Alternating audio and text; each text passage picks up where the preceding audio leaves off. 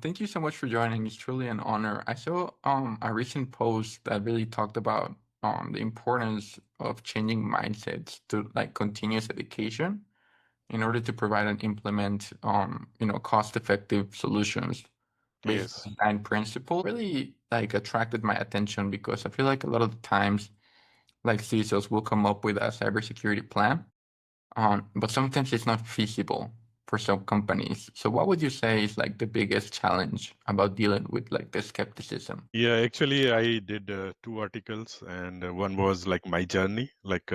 I was one of them who has been assigned to develop a cybersecurity program for a Okay. DCS. And during that time, and then during my other engagement with a lot of consultants and IT customers, I saw like real things which we say like IT and OT integration, and they should work together. But Okay. real challenge which I faced, like, okay, there is a challenge of availability on the OT and all, like all those things are all are acceptable. But real difference is the culture, the work culture. Work culture is different. In the OT world, when I used to work, we used to listen to what customer wants. We used to formulate the requirements. We used to design. Then we used to take approval from customer. After that, we used to implement, do the testing, and then we think of doing a FAT or going to the site. But in the IT world, they just jump into like implementation. That's okay for like on IT world. That's absolutely perfect because of their time constraint and all those things. But it's Yeah. not acceptable on the OT world. OT world, you need to pay a little bit what you are doing. Like it should not affect your OT system at all. Yeah, I see. And why do you feel like they just go right into it? Besides like the time, because I feel like it's not something to take very lightly. That is the culture they saw in IT, because in Mm. IT always mindset is okay, install this, if something happens, something is wrong, we will take it out, we'll revert back, and we'll restart, which is not which is not possible in OT. Yeah, doing all those things OT means you are taking a safety risk. All OT actions are linked to your HSA, like health and safety consequence. Yeah, no, you have a lot of experience in the industrial sector, and the way this call will go is like we'll learn more about your experience, and then also like what industry trends you're seeing in this like base with AI as a consultant, and we can discuss, what current challenges you're facing and where you want to be in the next 6 to 12 months, and then we can just wrap up by exploring next steps if that makes sense. Absolutely no problem. In fact, I'll be happy to start from the beginning, like my journey, if I can give you a little bit background. Yes, And absolutely. I am actually born and brought up in India. I'm not a consultant. By education, I am a electronics engineer. I landed into the control system space from the beginning. My first job was a control system company, and that company was manufacturing a distributed control system, and they had a technical tie-up with a US company over here. That is the time when India was opening up its economy, and all foreign companies started investing, and slowly all these companies started investing in India, and these joint ventures started to disappear slowly. So the Indian company had some trouble, and then US company also at the same time luckily had similar trouble. And that US company, which they had a tie-up for distributed control system, it got sold into three different parts. And the one part we'll concentrate is the systems part. System parts is gone to a company in UK, and they immediately didn't want it to lose all the install base in India. So the president of that company approached a few people of us, like they said, we really want to enter Indian market, but since we are doing all these reorganizations, we need a couple of years. In the meantime, if we support you, will you guys gonna keep on supporting these Indian customers? At that time there was around 60 to 80 customers. We Okay. said, yeah, absolutely no problem. And Mhm. they promise us like within few years they're going to open an office, and then we'll be part of that. So I think five of us started supporting at that time all our Indian customer base. And during that time, like I had a lot of interaction with the US company. I used to come to US, did a lot of work for them. And that is the time it was my personal change also. I got married, Oh, and wow.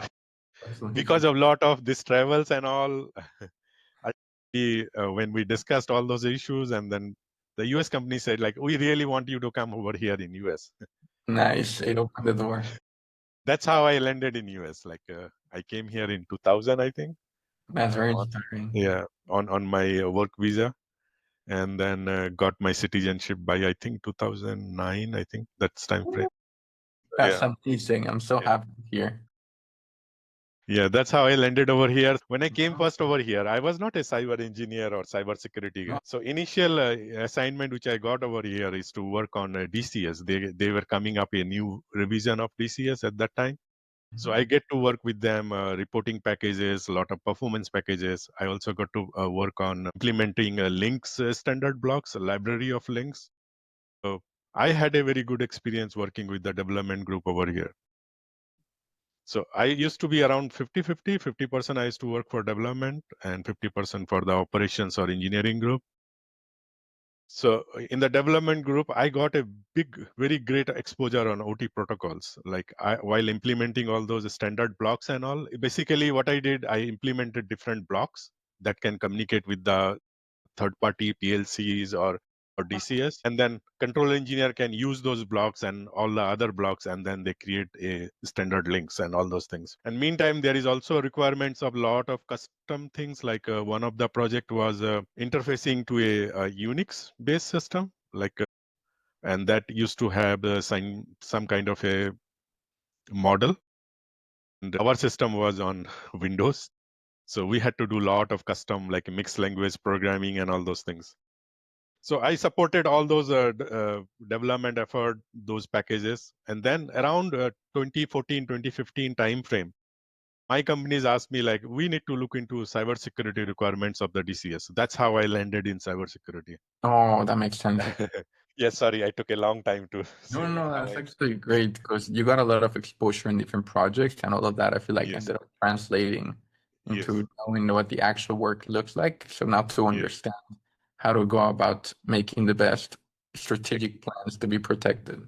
exactly. And all those experience helped me a lot to understand what I have to do in cyber. Anyway, at that time, the DCS had a cybersecurity.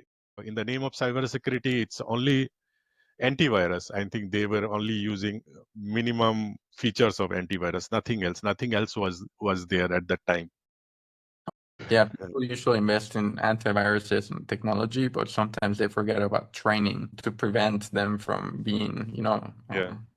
attacked. So so initially, I did a study at that time, like what to do now, and the truth, what I found, like there is a need of a fundamental change. Like only cybersecurity is not enough. We cannot do anything with the cybersecurity. We have to think in a broader picture. Like we have to start from the design, from the development, how we Mm. develop, how we manufacture, how we configure, and how we implement. We need to look for the whole life cycle.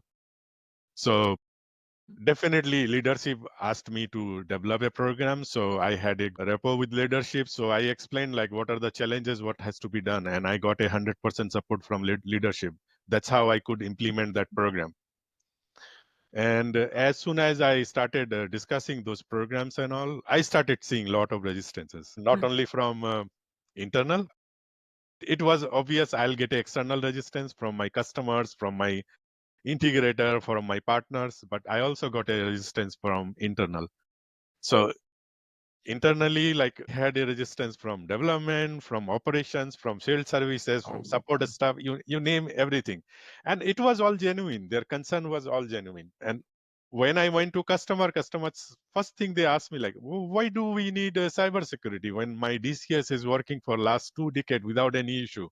Why you need DCS? It's so difficult to like explain. Like so, yeah, and because they don't see the value, but sometimes a yeah, lot of the times is from what I've found, it's like a lot of people will spend hundreds of thousands in mitigating after yeah. an attack rather than I don't know, tens of thousands into preventing being attacked. It's like sometimes they don't realize that until it happens, which is really sad.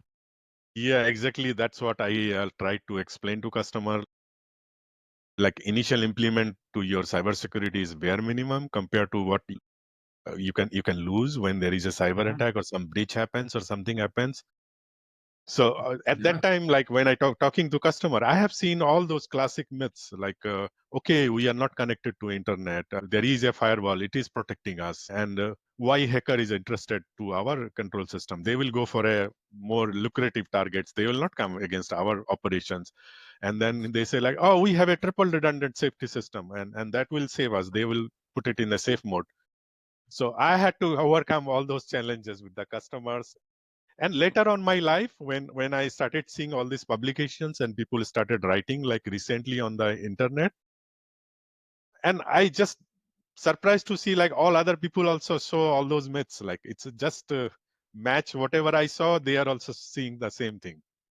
That's how you became an expert consultant. Internally, the challenge was there. Then only thing I had to like had a boot camp internal with my team. Need to Okay. explain them like why we need the cybersecurity. Their Education, big right. misconception was there like cyber security will increase the cost. Salespeople will say like, no, it will increase the cost and we will not be able to compete. And then similarly question was from the customer like, oh, there is so costly will be cyber security, will not have a budget. We have no extra money to spend on that. Yeah, that's what people Because used to say. yeah, because plant engineer was main focus to run their plant. That's all. And they had no budget, no resources to invest in cyber. Similarly, on the field size system, they said like, oh, it will put so much restrictions on their operations, like they will take more time to install, but people will not be able to support remotely. So we need to explain that like cyber security is to put you in a path so that you are doing all your work secure way. It's not the Yeah. it's not the philosophy of cybersecurity to make your life difficult. So I need to explain On each the and everything. contrary, you Yeah, know. that was challenging time. Challenging time actually uh, lasted at least 2 3 years, I think. And then I think 2017 or 2016, 2017, I think, WannaCry came. Yeah, WannaCry is that it was basically designed for IT systems, but it spilled over to OT side also. That helped me a lot. I always thank WannaCry. I say like, okay, thank you very much. Now all these questions, all this myth, it's really slow down. And customers started talking, okay, what we can do, what are those things are there. They want now maximum security with the minimum cost and all those. Mm, So that's when because I was designing my cybersecurity, I had to consider a lot of factor like being a DCS supplier. Like, yeah, I have got not only a energy customer, I have a customer from cement plant, from a chemical company, from a pulp and paper. Like all variety of customers are there. Their requirements are different. Their compliance is different. Their procedure is different. So I need to have a general cybersecurity program. So what factors to consider? So that was the biggest challenge for me. But I based my program. I said like I'm gonna develop a minimum or essential or mandatory program that will apply to everybody, and that should be part of my DCS all the time. So I took the approach of secure in design, means from development to the supply, whatever we do, everything should be secure. okay. There should not be any option. Person who is buying, he can say like, okay, we don't need cyber package, we need only system.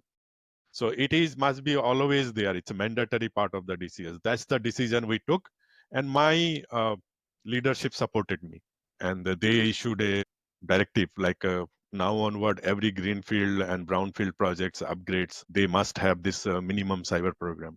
Beyond that, we had a lot of products. If customer wants to invest, welcome. We are happy. We can support them. Yeah. But this minimum program, we implemented everywhere since 2016. I released my program around 2016. So at that time, we could only sell to the customer who was interested. I saw as two different sets of customers. One set asked Mhm. me the question, why do I need this cybersecurity? Other set Okay. told me, oh, okay, we are surprised to know you have all those things. Yeah. And Mm. we need this. And we didn't know you have that.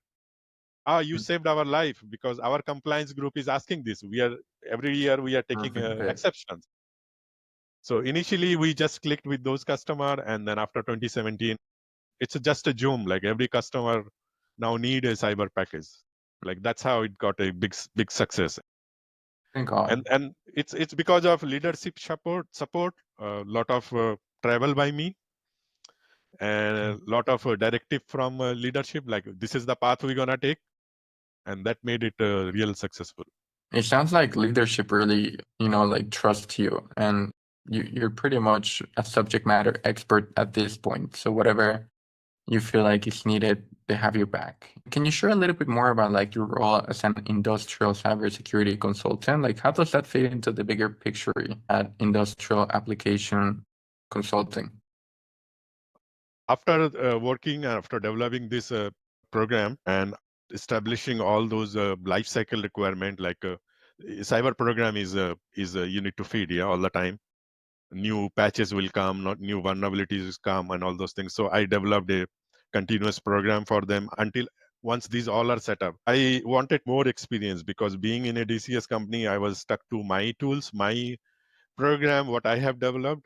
We did not have flexibility to see other systems, other tools. So I thought like I need to go to a consulting company and learn more tools and techniques. So I spent 3 years in other consulting companies and I learned a lot.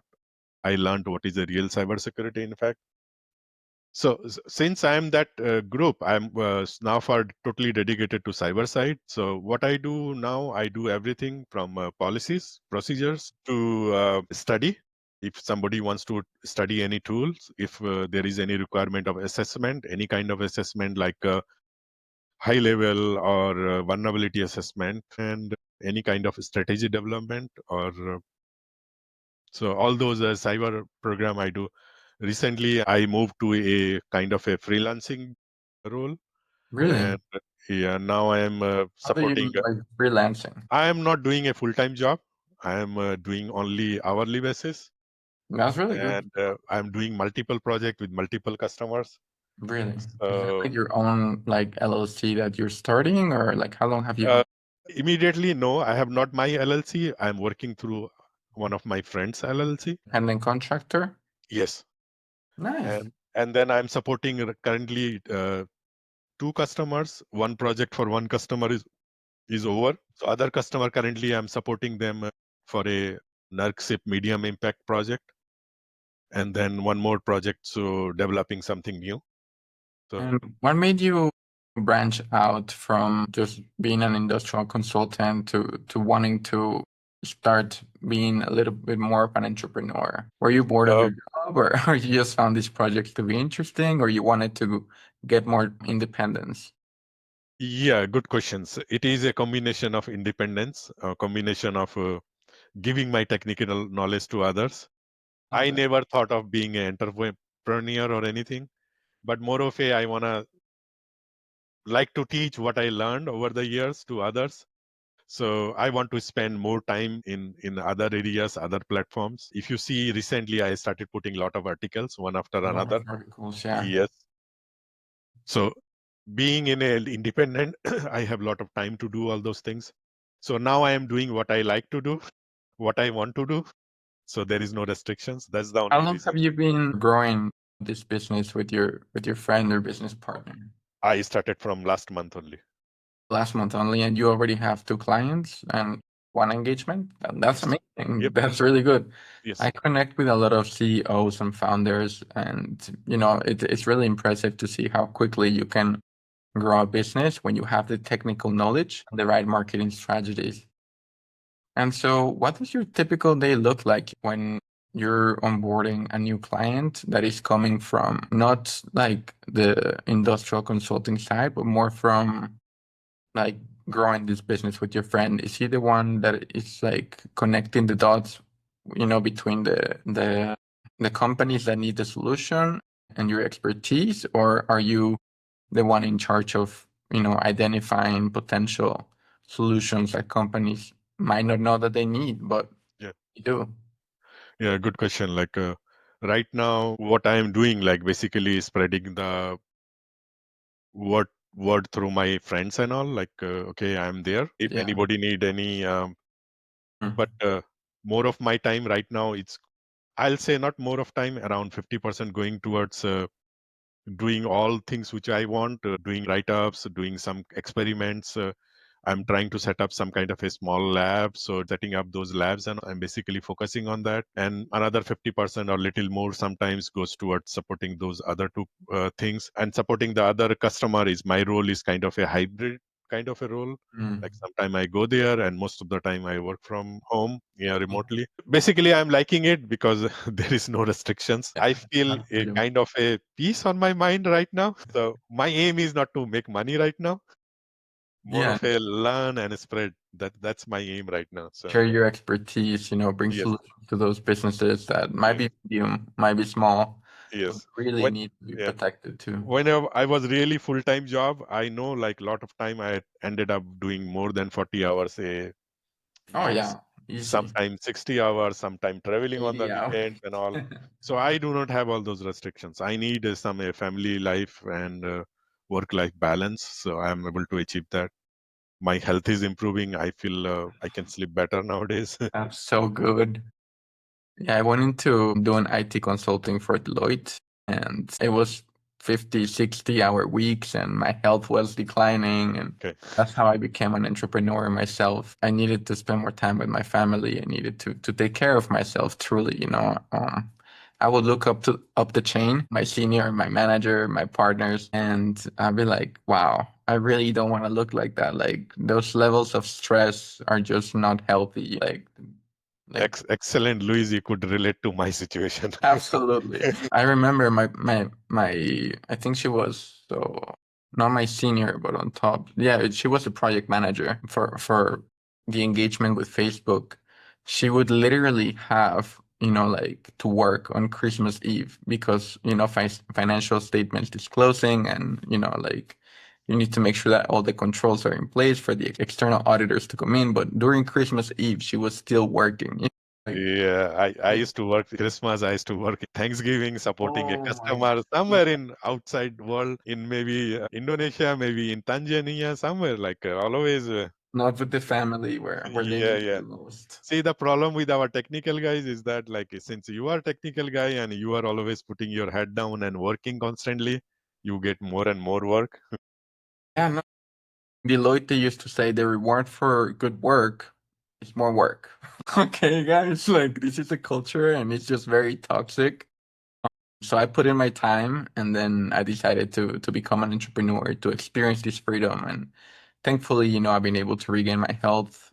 I enjoy what I do, like what we're doing today. I love connecting. I have another podcast interview later Right. today. So just building a network and creating an awareness is like super important for me because it always opens the doors. Yeah, excellent, Luis. You and me are thinking same, like I love it, similar Harmon. thinking we have. And so, what is working really well for you right now, and what has been frustrating in this entrepreneurship journey so far? The things which is not working right now, response which I used to get earlier from customer, it's slowing down. You are once in a field, customer sees you differently little, but it is a phase of life. It's a phase of your transition. It slowly recovers. You need some time. I give myself at least 6 months. If I can do some things 6 months, I can do enough. I'm gonna stay like that. Otherwise, I'll go back again to some kind of a job. No, my friend, I know that feeling. I gave myself, I think, a year, and I'm 4 years into this journey, and it has been a roller coaster of trial and error. If you do have the strategies, you can definitely grow your business. I see a lot of people in this space relying on referrals or attending networking events or conferences or even creating their own personal brand on LinkedIn. And that just takes so much time. Yeah. So a little bit about what I do is like I partner up with CEOs and founders. And apart from doing this podcast to create the awareness around cybersecurity and educate our audience on the benefits of implementing the proper training and controls to Mhm. prevent an attack, we partner with these cybersecurity firms so that they stop relying on referrals, and so that they stop attending networking events in person and conferences. Then we deliver them pre-qualified leads scheduled in their calendar so that they can do what they do best, which is share their expertise, share their knowledge, and then bring those solutions into the business owners, in front of Yeah. them? Yeah, I had a lot of experience. Like over the year, I wrote hundreds of documentation, Oh, and wow. I presented Really? maybe 50 different customers. I traveled all over from Latin America to Chinese side to Africa, everywhere.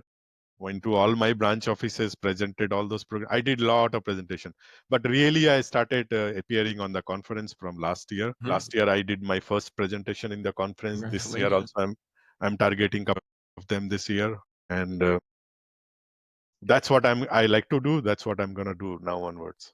Yeah, no, I mean, I feel like going to conference will put you in a platform, right? You're gonna Yes, become an authority and you can make content around it, and people will look yes, at you as like, wow, he really is a subject matter expert. He really has the expertise. But at the end of the day, you have to go, you have to travel, you have to spend correct. 10, 15, 20 hours talking to people back and forth. And so what I do for CEOs, founders, and executives is I put together a personalized free growth plan that tells them exactly how to solve the lead problem. And Mhm. so if you're interested, I'd be happy to share more on a different conversation. Sure, I'll learn a little bit more about your business, how it works from the inside on a 15 to 20-minute call. And then I sure. will tailor a specific plan for you. And I mean, you can take it as free consulting if you want to and go ahead and implement it all by yourself. Or we could talk about possible next steps. Sure, I'm open to any learning, any new things. Fantastic. Even I started reaching out to a few key people, so even LinkedIn also. Like you are doing amazing job on LinkedIn. I Oh, see thank you your so post much. all the times. Let me know if I can help you. So Certainly, I will. yeah, Thank you so much for sharing your background, your story, how you went from engineering, electrical engineering into yeah, cybersecurity consulting, and what you bring to the table for all of these yeah, different companies. yeah. Journey is on. So let's see what I learn in my next chapter of life. Definitely. And I'm really proud of you too, for searching for this freedom, for fighting for this time with your family, because that's truly where you're needed the most. Yes. Well, it's been truly an honor, Harminder. Thank you so much for connecting. Thank you, Luis.